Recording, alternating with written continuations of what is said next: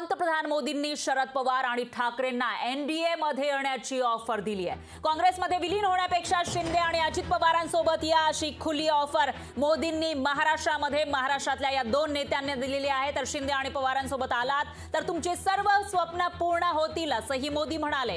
नंदुरबार मधील जाहीर सभेमध्ये पंतप्रधान मोदींनी ही खुली ऑफर दिलेली आहे। तर पंतप्रधान मोदींनी शरद पवार यांना आणि त्याचबरोबर उद्धव ठाकरे यांना खुली ऑफर दिल्याचं पाहायला मिळते। मागील 5 वर्षांमध्ये ज्या काही घडामोडी घडलेल्या आहेत त्या पार्श्वभूमीवर आता मोदींनी ही जी ऑफर दिली आहे शरद पवार आणि त्याचबरोबर उद्धव ठाकरेंना, त्यामुळे मोठी खळबळ माजल्याचं पाहायला मिळतंय।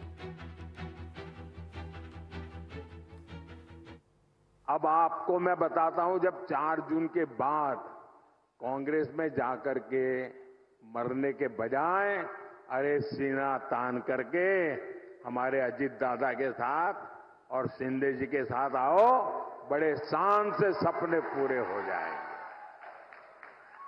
भाइयों बहनों, हे म्हणजे की गांधी नेहरूंची विचारधारा आम्हालाची आहे आणि गांधी नेहरूंची विचारधारा ही एखाद्या समाजाच्या विरुद्ध त्यांचंच एक स्टेटमेंट ही असतं की त्या स्टेटमेंटमध्ये त्यांनी मुस्लिम समाजाचा एक वेगळा उल्लेख केला।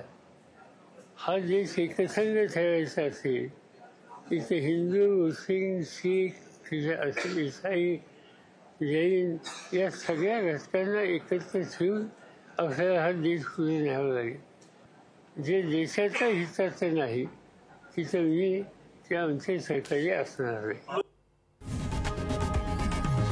लोकशाही मराठी ऐका, पहा, जागरूक रहा।